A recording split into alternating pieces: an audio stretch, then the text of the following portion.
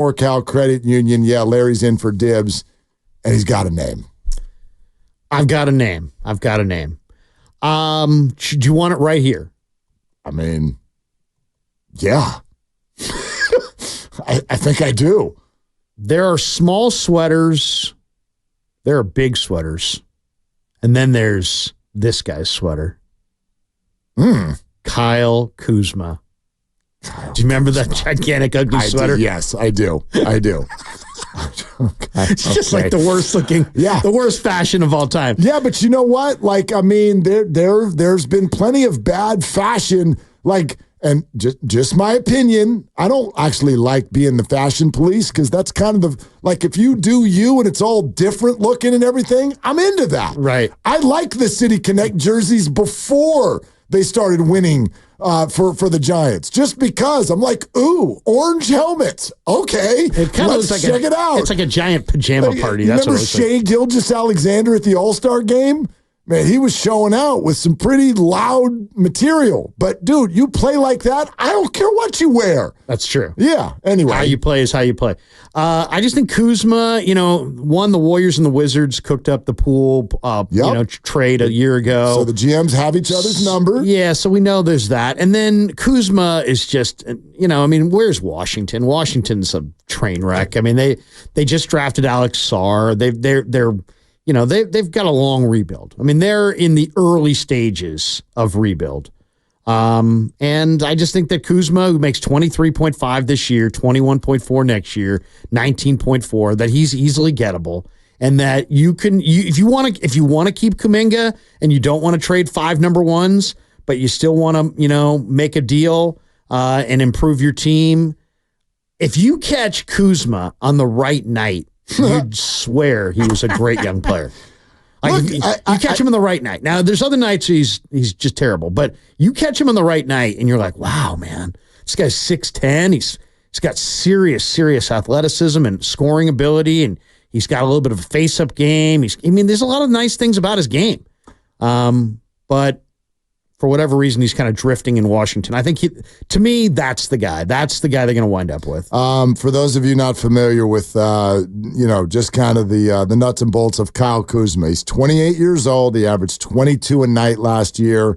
He can score. He's averaged over 20 a game for the last 2 years running in Washington. Only a career 33.7% three-point shooter. So can shoot the three, not a great three-point shooter. He's got size, give you 6.5 rebounds a night. It's not perfect. I don't hate it. What's his position? I mean, he's a 3-4, right? Yeah. I mean, what's everyone's position in the NBA now? I love when we do this. Do you want to know what almost everyone's position in the NBA is now? Wing. That's their position in the NBA. There's a few guys that don't qualify. I mean, their names are like Jokic and Giannis and Embiid, but everybody's out there. They're all out there surrounding the three-point arc, and they are all able to do all of the things. They can all dribble. They can pass. Some guys better than others. Draymond Green is as much the point guard of the Warriors as anybody, but no one would ever call him that. So what's his position? He's one of the guys on the floor. That's his position. It's positionless basketball. Yeah. The other name that I could see if it wasn't Kuzma, and this is a guy that I really, really like, and this is another team that's kind of going nowhere. They're rebuilding. It's obvious that the Brooklyn Nets are going nowhere, and they've already signaled that. Yeah, and they have Cam Johnson, and Cam Johnson is one of the best shooters in the entire league. 23.6 this year, 21.5 next year, 23.6 in the 26-27 season.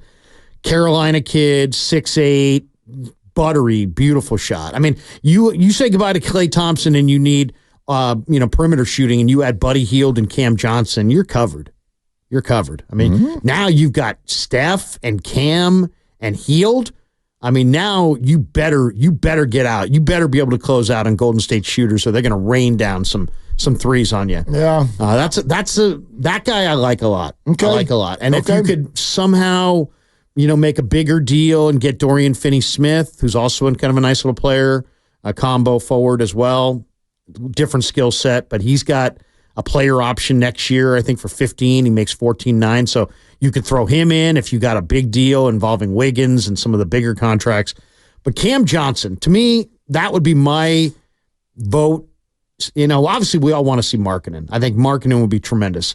But if I can't get Markkanen, I do like Brandon Ingram. Even if the Warriors don't, I do. And then I like Cam Johnson. But if I had to bet, if I was betting on this, I'm betting on Kuzma. You're going to bet on Kyle Kuzma. Listen, none of these names are going to create bedlam in the streets.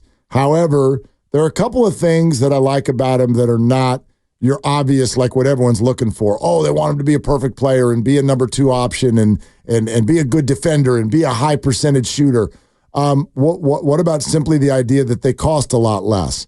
One thing we really learned earlier this week at the Warriors Summit, and we walk away from these things acting like we've polled the entire fan base, and we've actually polled like a couple hundred people. But it's very clear that fans in general have an emotional attachment that is immediate when a team drafts a young player. They are emotionally attached. The idea of Kuminga for Markkanen turned off 98% of the crowd. I think that's laughable. I'll drive Jonathan to Utah if you could get Markkanen for him. Drive him. And I've driven to Utah before. It's flat, it's ugly, and it's boring, but I'll do it. I'll do it. Because Lauri Markkanen is a better player than Jonathan Kuminga. Today? Yeah.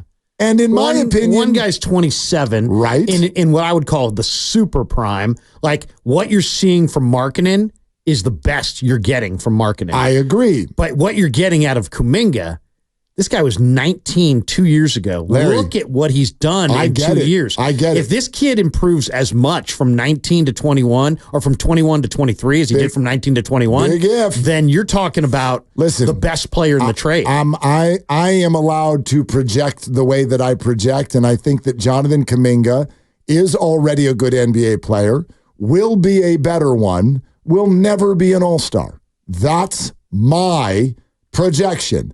I could absolutely be wrong, but I would bet you on that one. Oh, let's do it. Yeah. Let's do it. You and I have a famous history of betting. Yes. And I've enjoyed it, by the way. Yes. So anyway, we can do that. But I think I've got a win streak going though. I think you do. I think you do. It's like a one gamer, but I think I got the most recent one on you. You did. But I don't. There's a secondary reason for that, and it's something that you just said. You said Lauri is a better player today. Well, today is largely what I'm interested in.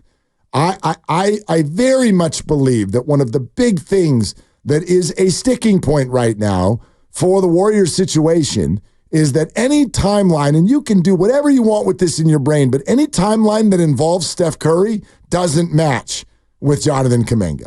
It just doesn't. It's my opinion.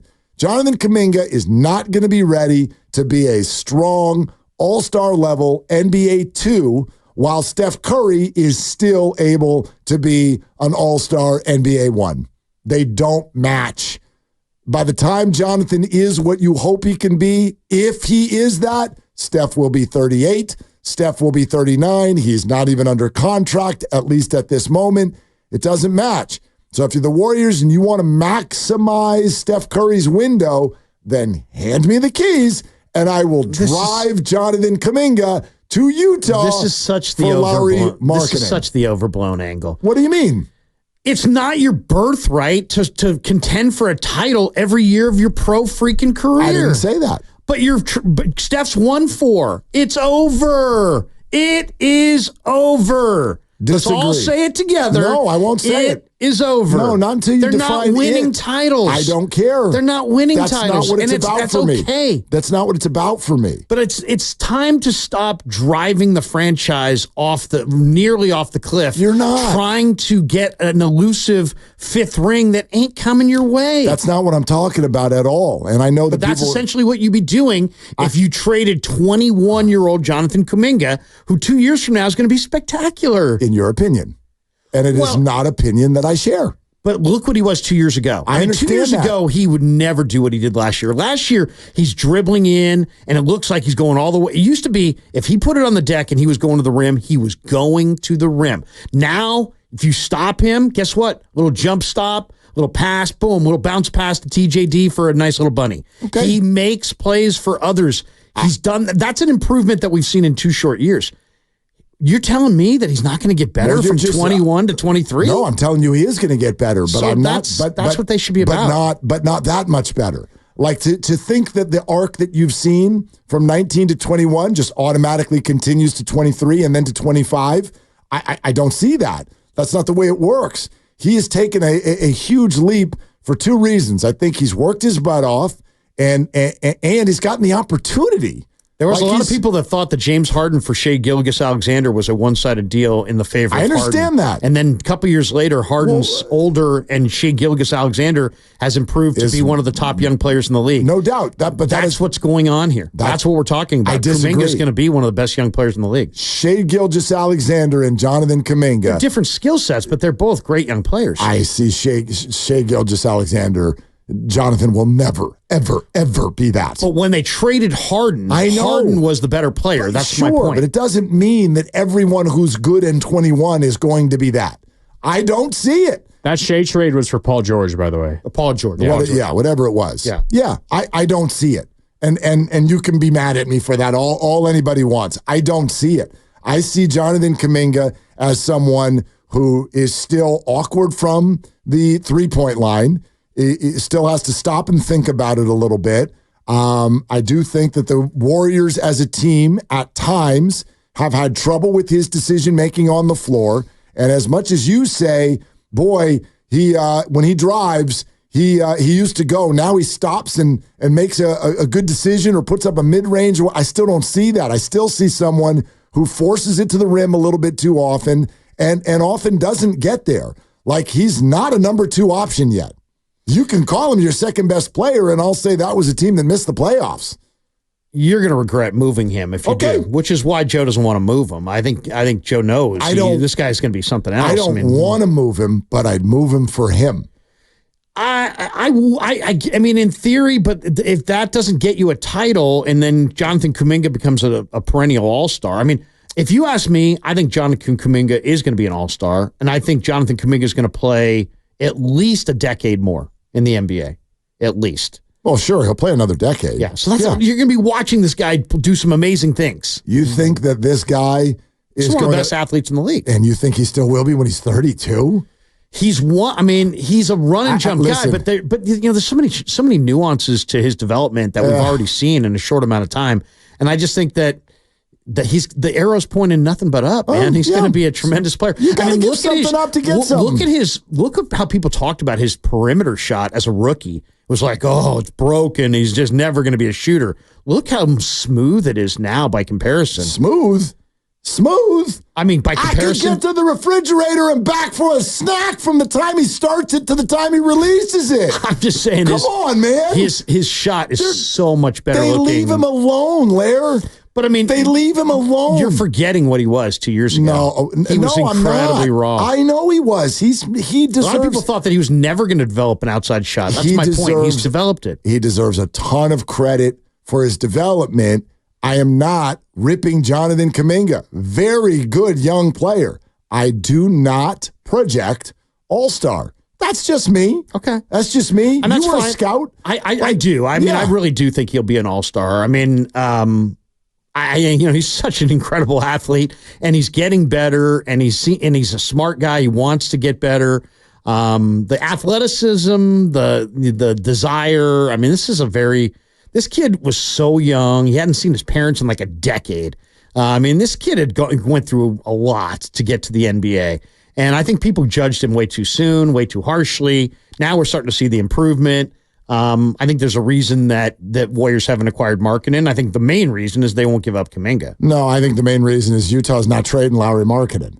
I think Utah's putting this out there because they want to see if someone will trip over themselves.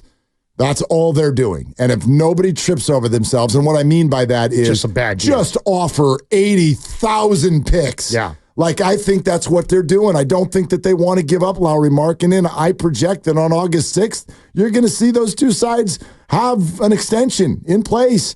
I really do believe that's what's going to happen. By the way, Kuminga's three-point shot, do you realize that last year, from a percentage standpoint, I know there was volume, from a percentage standpoint, far and away his worst year in the league shooting the ball. No, I mean, I'm just saying the way it comes off his hand, the way he looks, the way you can tell. I mean, you can tell by watching him. It's not just the shot. The game has slowed down for Jonathan. He is making smarter basketball plays more consistently. He's making the kinds of plays that his rookie year, I kind of wondered, would he ever make these plays? And he's making those plays now. So I think he used to be just an attack the rim guy. I think he can be so much more than that. I also don't think that Golden State can subtract him and add a player and then be where they want to be. To me, they have to add a player without. They've got an okay roster, but they don't have a good enough roster where they could subtract Kuminga and add a good player and be a championship contender. I hear what you're saying there. Here's my concern. They need to trade assets of the future. Maybe, but for guys. I think Jonathan Kuminga is asset of the future, but I wouldn't include him in just any deal. Here's my issue with even your Kuzma idea or any of these. And I'm guys. not moving him for Kuzma. No, I know you're not. But now, okay, so you would move Wiggins, I would imagine. But you put Kuzma in there. We'll have to move Wiggins. And there's Kuminga. And the whole roster right now looks to me kind of like what Steve Kerr called it yesterday on our show. He said for the first time in like a decade, there are starting jobs available on the Golden State Warriors. And so when I look at this roster, and let's project that Kuzma was on it instead of Wiggins and Moody or whatever, I look at the roster and I go, it's confusing. It just feels confusing to me. I don't know who plays, who doesn't play. You know what I mean? Take a player like Buddy Hield. Is this someone you want to give 28 minutes a night to? I do think Buddy Hield is going to play really well in this system. He might. But Buddy Hield's on the wrong side of 30. Buddy Hield's biggest problem, and I watched a lot of him in Sacramento, is that he played in the fourth quarter like he was the only option offensively and just was a gunner. Right. I mean, his shot selection in the fourth quarter, heinous. Low IQ player. But if you put him on Golden State, where there's a clear pecking order of Steph Curry is there? That's my point. I mean, I don't know. I think you're just going to get some Draymond Green stank guy if he starts hoisting with Steph standing right there. Probably, but I look at the Warriors right now, and if let's say I'm in the other locker room. All right, we're defending Golden State. Well, here's what we're doing. We're just going to run two people at Steph, and then whatever the hell else they all do, we'll live with it. Right. Whether that's Kuminga, Kuzma, Wiggins, Hield, Slow-Mo, DeAnthony Melton, GP2, Brandon Pajemski, it's all a bunch of B minuses, mix in a couple of B pluses, and a whole lot of I don't knows from night to night. That's what it feels like to me right now. Yeah, but I think Hield on this team, where they rely on body movement, ball movement, he still moves exceptionally well. He hasn't had crushing injuries. He's a career 40% 3-point shooter. And I think his number one problem is his bad shot selection in the fourth. If he plays fourth quarter minutes with Steph, I think they'll be more deferring to Steph. And I think that number one problem for Hield that he had in Sacramento and Philly and other places, I mean, I don't think it will be as big a problem here. That being said, I'd rather him come off the bench. I don't want to see, I don't think anybody wants to see Buddy Hield starting a 6'3" combo 2-guard. But off the bench, I like him. Yeah, I like the idea. I don't know who the hell they're going to start. I like Steph, Draymond, Trace Jackson Davis. I think. I would go Trace Jackson Davis, Draymond, probably. There you go. Stop right there. There you go. Kuminga, Moody, Steph. Moody. Yeah, I like Moody. I do too. I like Moody as a 2-guard. I like Brandon Pajemski off the bench. Okay.